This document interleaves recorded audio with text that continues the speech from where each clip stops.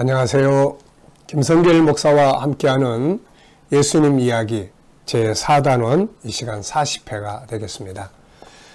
1단원에서는 우리의 구세주 예수 그리스도를 우리가 함께 했고요. 2단원에서는 예수님의 리더십, 3단원에서는 예수님의 성품 교실에 대해서 우리가 살펴봤습니다. 그리고 이제 4단원에서는 사복음서에서 만나는 예수 그리스도, 그리고 그 안에서 예수님이 어떤 분인지, 그리고 예수님의 가르침은 무엇인지, 그리고 예수님의 발자취는 무엇인지, 우리가 이런 것들을 통해서 주님을 만나고 있습니다. 지금은 우리가 마태복음 4장 17절, 예수님께서 세상에 오셔서 제일 먼저 외치셨던 그야말로 첫 번째 설교의 주제, 천국과 관계된 말씀들을 함께 나누고 있습니다. 자, 본문 말씀 한번 다시 읽어보죠. 이제 거의 다 외우셨으리라 생각을 합니다. 마태복음 4장 17절, 이때부터 예수께서 비로소 전파하여 이르시되 회개하라, 천국이 가까이 왔느니라 하시더라. 아멘. 자, 이 시간에는 본문 속에 있는 말씀 그대로 회개와 천국이라는 제목으로 말씀을 함께 하려고 합니다. 예수님은 회개하라, 천국이 가까이 왔다, 천국이 내 옆에 있다, 이렇게 말씀을 하셨죠. 이는 회개와 천국은 서로 연결되어 있는 것을 알 수가 있습니다. 회개해야 천국 갈 수 있고, 천국에 들어가려면 회개를 해야 한다. 수학으로 말하면 1 더하기 1은 2다. 이런 공식이죠. 회개를 해야 천국에 들어갈 수 있고, 천국에 들어가려면 회개를 해야 된다. 이 회개 때문에 발생한 이단들이 구원파고 또 신천지고 그렇습니다. 그래서 우리가 회개라는 것을 조금 잘 이해할 필요가 있는 것이죠. 또 회개를 많이 외치기도 하고 회개라는 말을 우리 기독교가 많이 사용도 합니다만은 막상 현장에 가보면 회개가 아니고 후회를 하거나 그런 경우도 참 많거든요. 네. 진정한 회개의 능력은 얼마나 큰지. 회개하면 천국이 너희 것이다. 이거 엄청난 이야기거든요. 회개하면 이 어마어마한 것이 너희 것이 된다. 네. 이 어마어마한 것을 너희에게 갖고 싶으면 회개를 해라. 굉장히 중요한 부분입니다. 자, 먼저 우리가 회개라는 게 도대체 무엇인지 그 의미부터 한번 살펴보죠. 회개라는 단어를 보면은 한문으로는 뉘우칠 회, 그래서 뉘우치다, 그런 뜻이고, 그 다음에 개자는 고칠 개, 고치다, 뭐 이런 뜻이죠. 그래서 뉘우치고 고치는 것을 회개라고 합니다. 이 의미대로 그대로 쓰면 바로 뉘우치고 그 다음에 고치는 거예요. 네. 그러니까 뉘우침만 있어도 안 되고, 뉘우쳤으면, 후회했으면, 잘못됐다고 느꼈으면 반드시 고쳐야 되는 것. 이게 바로 회개죠. 그래서 고침이 없는 회개는 그냥 후회하는 것 뿐이에요. 이건 아무 의미가 없습니다. 그래서 우리가 진짜 천국을 경험하고 천국을 내 것으로 삼으려면 거기에 맞는 뉘우침과 고침이 있으면 천국을 경험할 수가 있게 되는 거죠. 자, 회개의 과정은 세 가지로 나눌 수가 있어요. 도대체 회개를 제대로 하려면 어떻게 해야 되는가? 네, 말로만 외친다고 되는 게 아니고, 말로만 울었다고 해서 되는 게 아니잖아요. 눈물을 흘렸다고 해서 이게 회개가 아니거든요. 회개는 세 가지의 의미를 가지고 있습니다. 세 가지의 과정을 갖는 거죠. 그 첫째는 분석입니다. 분석이에요. 뭐가 잘못되었는지, 무엇이 잘못되었는지, 이것을 분석하는 거죠. 그래서 잘못된 점을 찾아내는 것입니다. 그러면 이제 잘못된 점을 찾아냈으면 그 다음 뭘 해야 될까요? 어디로 가야 될 것인지, 올바른 방향을 정하는 것이죠. 잘못된 걸 찾았어요. 근데 이게 잘못됐네. 그리고 계속 그 자리에 있으면 이거 회개 아니다.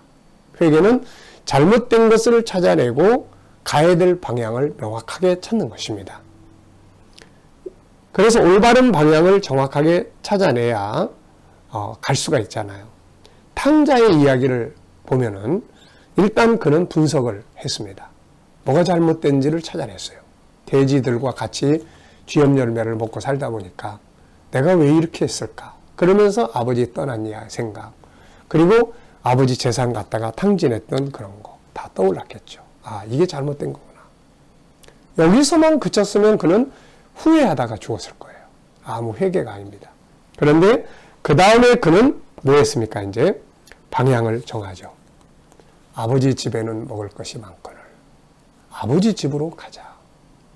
그런데 가려고 하다 보니까 아버지 재산 탕진해서 면목이 안 서요. 그래. 그렇다면 아들로 가려고 하지 말고 종으로 써달라고 하자. 자, 이렇게 방향을 정하니까 용기가 생기는 거죠. 아들로 가려고 했을 때는 아닌데. 근데 종으로. 그러면 되겠다. 방향을 정한 거죠. 그 다음에 뭡니까? 이제 세 번째가 행동이에요. 자, 잘못된 점을 찾아냈습니다. 그 다음에 가야 될 방향을 정했어요. 올바른 방향을 잡았어요. 그럼 이제 가야 되잖아요. 그래서 세 번째는 행동이에요. 분석해서 문제점을 찾고 가야 될 방향을 정하고 그리고 행동을 하는 것입니다. 세례요한은 회개를 하면서 열매를 맺으라고 했어요. 회개의 열매를 맺으라. 이건 행동입니다. 분석과 결심이 아무리 잘 됐다고 해도 그 다음날 일어나서 행동이 없다면 이거는 회개가 아니고 후회가 되는 거죠. 이 탕자의 잘한 점은 바로 그런 거예요. 결심이 딱 서서 행동으로 갑니다. 거기를 떠났어요. 아버지 집으로 갔어요. 갔더니 회개의 결과, 쉽게 말해서 천국이 자기에게 임하게 된 거 아닙니까? 회개하고 나니까 올바른 회개는 천국을 얻게 되고 경험하게 되고 이렇게 되는 거죠. 자, 세 번째는 회개의 목표에 대해서 우리가 좀 알아봐야 되겠어요. 회개의 목표. 첫째는 회개의 의미, 둘째는 회개의 과정, 분석해서 잘못된 점 찾고, 그 다음에 가야 될 방향 찾고, 그 다음에 행동하는 것. 이게 회개예요. 그 다음에 이제 세 번째는 그렇다면 목표는 어디로 가야 될 거냐는 거죠. 주님은 회개하라. 그걸로 끝나지 않고 천국이 가까이 왔다. 네 옆에 있다. 목표를 천국으로 제시해 주셨어요. 결국 잘못된 것을 뉘우치고 돌아가야 할 올바른 목표는 천국입니다. 천국이 빠져버린 목표는 진정한 회개가 아닙니다. 세상에도 많은 뉘우침과 회개가 있지만 천국이 빠진 회개들을 하고 있는 거죠. 그래서 자기 잘못을 뉘우쳐서 약간의 유익은 있지만 결국은 천국이 빠져버렸기 때문에 멸망으로 가버리게 되는 거죠. 결국 악한 자나 선한 자나 세상에도 잘못된 거 뉘우쳐서 눈물을 흘리고 올바르게 살려고 변화를 주고 많이 하잖아요. 근데 거기에 천국이 없어. 그래서 나중에 보면 악한 자나 회개하고 선하게 산 사람이나 다 똑같이 지옥 가버리니까 회개가 아무 의미가 없게 되는 거죠. 그래서 목표는 천국입니다. 악하게 살아서 지옥 가고 선하게 살아서 천국 가는 것이 아니죠. 그러므로 예수님은 그냥 회개하라고 하신 것이 아니라 천국이 가까이 왔다고 하신 거죠. 그래서 진정한 회개는 천국에 들어가는 목표가 있어야 되는 것이죠. 자, 회개의 목표는 천국입니다. 네 번째입니다. 천국의 세 가지 성격과 세 가지의 회개. 네. 천국의 성격이 세 가지라고 말씀드렸잖아요. 그러니까 회개도 구체화해야 돼요. 그냥 막연하게 막 회개하라 이거가 돼서는 안 되고 도대체 뭐를 회개해서 왜 그 회개가 필요한데 그 회개를 통해서 어떤 천국에 들어가는 거야? 네. 자, 천국의 성격 우리 세 가지 이야기를 했었죠. 무엇입니까? 첫째는 셋째 하늘에 있는 천국이죠. 네, 여기. 자, 여기 가려면 어떤 회개가 필요할까요? 자, 두 번째, 이 땅에서 누리는 천국이에요. 여기 이걸 누리려면 어떤 회개가 필요할까요? 세 번째, 미래에 다가올 하나님의 나라를 준비한다면 어떤 회개가 필요할까요? 그러니까 회개라는 것은 구체적이어야 돼요. 구체적인 거. 그래서 자, 첫째, 여기 들어가는 회개예요. 천국 들어가는 회개, 하늘나라 가는 회개. 이거는 평생에 딱 한 번만 하면 되는 회개입니다. 뭐예요? 바로 예수께로 돌아오는 것이죠. 예수 부정하고 안 믿던 사람들이 예수님을 영접하고 돌아오면 십자가 앞으로 돌아오면 천국 가는 거예요. 그래서 이 회개는 평생에 딱 한 번만 하면 됩니다. 물론 가다가 예수 떠나면 다시 돌아와야죠. 그러나 원칙적으로 한 번만, 평생 예수 믿는 사람들 딱 한 번만 하면 나 예수 믿어. 전에 나 예수 안 믿었는데 이제부터 나 예수 믿어. 그러면 천국 가는 거예요. 그래서 이 첫 번째를 이루기 위해서는 예수께로 돌아오는, 예수를 믿는 믿음으로 돌아오는 회개를 하면 되는 것입니다. 자, 두 번째는 여기에 들어가려고 해요. 이제 이 땅에서 이것은 성령으로 이루어지고 말씀으로 이루어지고 다섯 가지 성품 속에서 이 천국은 이루어져요. 이걸 이 땅에서 이 천국을 누리고 살려면 어떤 회개가 필요하겠어요? 자, 성령 충만하기 위한 회개가 필요하겠죠. 성령 충만하기 위한 회개. 그 다음에 또 어떤 회개 필요합니까? 말씀으로 들어가는 회개가 필요하겠죠. 성경도 안 보고 하나님 말씀 배우지도 않고 묵상도 안 한 이 자리에서 이제는 하나님 말씀도 매일매일 내가 묵상하고 말씀을 깊이 들어가고 그렇게 바뀌는 거죠. 그러면 뭐가 이 천국을, 이 땅에서 이루어지는 천국을 경험하게 되는 거예요. 성령 충만하기 위해서 한 번도 기도 생활도 안 하고 이랬던 분들이 어느 날 나도 기도 생활 좀 해야 되겠다. 이게 회개예요. 그리고 열심히 기도 생활들 하니까 성령이 충만해. 그래서 이 땅에서 이루어지는 하나님 나라를 들어가게 되는 것이에요.